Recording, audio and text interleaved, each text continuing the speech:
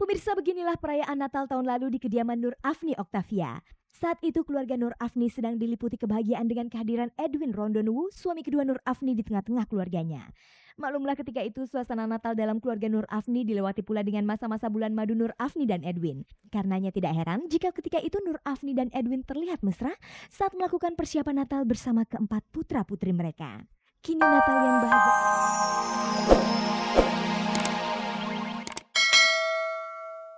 Selamat sore pemirsa, pertama-tama saya Fani Rahmasari mengucapkan selamat merayakan Hari Natal. Di hari bahagia ini saya akan menemani Anda menyimak tayangan paling bergengsi, Cek dari Cek. Berbagai informasi aktual dan menarik dari dunia selebriti telah berhasil dihimpun oleh tim Cek dan Dicek dan siap hadir di hadapan Anda selama kurang lebih 30 menit ke depan. Sekarang langsung saja kita simak kilasan tayangan sore ini. Menjelang Natal tahun ini, musisi Embong Raharjo meninggal dunia. Rencana Natal yang telah disusun bersama keluarganya tahun ini tinggal kenangan yang tidak akan pernah terjadi. Bagaimanakah keluarga Embong Raharjo merayakan Natal tahun ini tanpa Embong di tengah-tengah mereka? Jika pada Natal tahun lalu wajah Nur Afni Oktavia tampak gembira karena merayakan Natal bersama suami keduanya Edwin Rondonuwu, kini Nur Afni kembali merayakan Natal sendiri setelah ia melaporkan sang suami ke polisi karena melakukan penyiksaan terhadap dirinya. Ikuti pula liputan aktual meninggalnya Pak Bendot hari Minggu yang lalu. Pak Bendot meninggal dunia mendadak setelah terjatuh di kamar mandi. Di akhir acara pemirsa dapat pula Anda simak liputan hangat dan menarik mengenai perkembangan konflik rumah tangga Wulan Guritno dan Atilla Syah. Pernyataan keluarga Atilla serta pernyataan Wulan dan Nugi pada tayangan Cek dan Cek lalu sama-sama mendatangkan reaksi bagi pihak Wulan Guritno dan pihak Atilla Syah. Pemirsa, ada yang tidak lengkap pada perayaan Natal tahun ini bagi keluarga Embong Raharjo. Pada tanggal 30 November lalu, peniup saksofon terkenal itu telah meninggalkan istri dan anak-anaknya menghadap Yang Kuasa. Semua rencana Natal yang telah disusun bersama kini hanya tinggal impian belaka. Lalu bagaimanakah keluarga Embong Raharjo merayakan Natal tanpa kehadiran Embong di tengah-tengah mereka?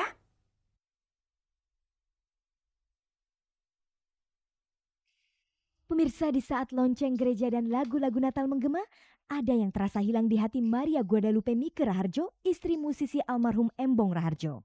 Maria menyadari bahwa kini tidak akan ada lagi Natal meriah dengan kehadiran suami tercinta di sisinya.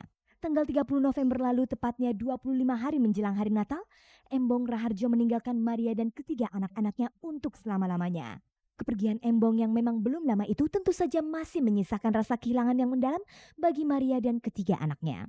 Natal biasanya Mas Embong ada, ini nggak ada. Cuman itu, tapi saya percaya yakin Mas Embong ada di hati kita masing-masing. Cuman kita nggak kelihatan aja Mas Embongnya, itu aja. Kepergian Embong menghadap Sang Kuasa meninggalkan banyak kenangan bagi keluarganya, terutama di saat hari Natal ini. Biasanya sih kita kalau Natal juga nggak terlalu macem-macem. Terus kalau papa misalnya ada show pas Natal ya kita paling ikut. Tapi sebelum itu kita ngerayain Natal kan setiap 24-nya. Kita paling nggak ke gereja aja, paling beres-beres rumah sama kakak, sama mama, sama papa. Ya habis itu ya kalau papa show ya ikut show aja. Bulan Desember memang bulan istimewa bagi keluarga Embong. Bukan saja karena pada bulan itu mereka merayakan Natal, tapi di bulan Desember Embong dan Maria selalu merayakan ulang tahun perkawinan mereka. Untuk tahun ini ya pastinya karena papa udah nggak ada ya, jadi ya kita tetap kehilangan udah pasti. Cuman sebisa mungkin kita tetap merasa papa tuh memang masih ada di tengah-tengah kita, dan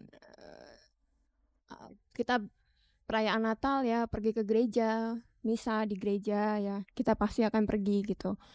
Ya untuk tahun ini memang berat banget.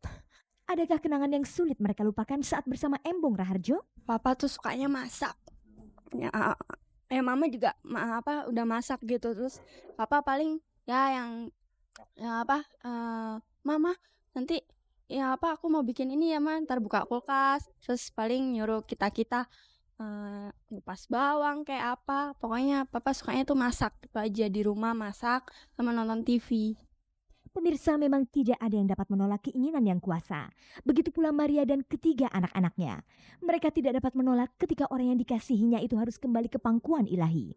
Kini Embong Raharjo tinggal kenangan bagi mereka dan juga bagi setiap orang yang mengenalnya.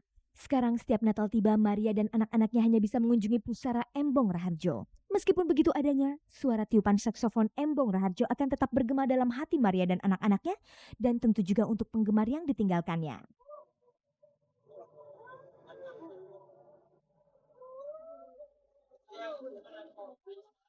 Pemirsa, artis lain yang juga merayakan Natal tanpa suami adalah Nur Afni Oktavia.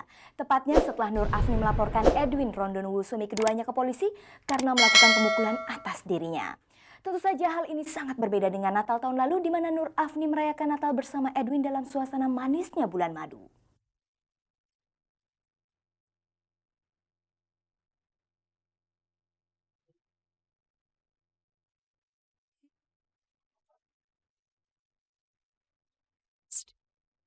Pemirsa, beginilah perayaan Natal tahun lalu di kediaman Nur Afni Oktavia. Saat itu keluarga Nur Afni sedang diliputi kebahagiaan dengan kehadiran Edwin Rondonuwu, suami kedua Nur Afni, di tengah-tengah keluarganya. Maklumlah ketika itu suasana Natal dalam keluarga Nur Afni dilewati pula dengan masa-masa bulan madu Nur Afni dan Edwin. Karenanya tidak heran jika ketika itu Nur Afni dan Edwin terlihat mesra saat melakukan persiapan Natal bersama keempat putra-putri mereka. Kini Natal yang bahagia itu lewat sudah. Dan tahun ini Nur Afni kembali merayakan Natal hanya bersama kedua putrinya, Caca dan Cia, seperti tahun-tahun yang berlalu. Tepatnya sejak Nur Afni resmi bercerai dengan suami pertamanya Henry Syahaan. Dengan segala cobaan yang dialaminya beberapa waktu lalu itu, Nur Afni merasakan Natal kali ini memiliki makna yang sangat berbeda. Ia merasa menjadi lebih kian dekat dengan Tuhan. Segala sesuatu Tuhan izinkan untuk saya lebih dekat lagi dan mengerti akan hidup ini, bahwa hidup kita ini adalah di dalam rencananya Tuhan. Apakah mereka merasa kehilangan momen kebersamaan saat merayakan Natal sebagai keluarga yang utuh? Sempat kita merasakan ada adik kecil ya, yang mereka juga butuh akan kasih sayang kita, tapi itu karena baru satu kali, jadi ya mungkin pelan-pelan kita bisa merasakan seperti semula lagi. Lalu bagaimana Nur Afni dan kedua putrinya menghalau kesepian di malam Natal itu? Ya, kita mencoba untuk tidak terlalu menjadi masalah ya. Peralihan perbedaan itu kita mencoba untuk menerimanya apa adanya. Untuk kedua kalinya Nur Afni gagal menghadirkan keluarga yang utuh bagi dua putrinya. Setelah kegagalan yang kedua ini, apakah Nur Afni masih memimpikan suasana Natal dengan keluarga yang utuh? Saya membayangkan betapa idealnya ya kalau lengkap ya. Tetapi saya pikir lagi, toh juga saya bisa bahagia dengan bertiga saja dengan Caca, Cia. Di hari Natal ini, adakah permintaan khusus Nur Afni kepada kedua putrinya yang selalu setia mendampinginya? Mintaannya ya jangan suka tinggalin mama sendiri. Sebab mama juga butuh jalan sama-sama mereka. Untuk Caca dan Cia, adakah permintaan khusus kepada sang ibu mengingat kejadian pahit yang menimpanya beberapa waktu lalu? Mama lain kali lebih hati-hati kalau buat cari papa buat kita. Jangan kayak kemarin lagi. Mama jangan terlalu diambil pusing semuanya gitu. Ya, dibawa di ini aja, santai aja gitu. Jangan terlalu pusing deh, pokoknya ntar stres sendiri. I did it.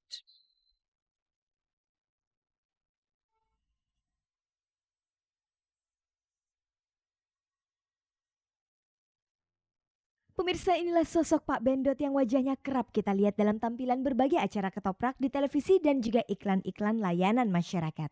Kini wajah dan penampilannya yang terkesan lugu itu tidak akan kita temui lagi di berbagai acara. Karena pada hari Minggu yang lalu sekitar pukul 7:30 pagi, Pak Bendot meninggal dunia setelah terjatuh di kamar mandi. Ketika itu Pak Bendot sedang berada di rumah adik perempuannya di daerah Kayu Manis, Jakarta Timur.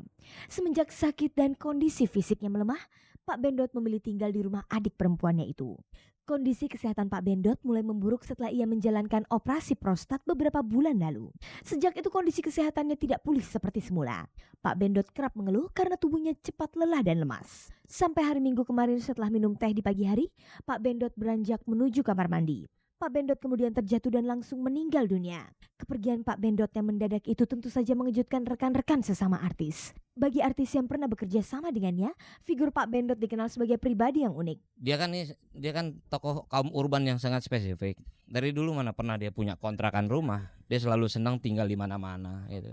bukan karena dia senang, karena memang dia tidak punya uang untuk mengontrak. Tiba-tiba karena dia tidak punya uang, di satu saat dia punya uang, dia tidak biasa untuk tinggal sendiri. Nah karena itulah dia sangat senang sekali waktu saya pernah marahin, "Ya kenapa sih kok uang cepat habis?" Ya karena saya senang anak-anak saya ganggu saya gitu.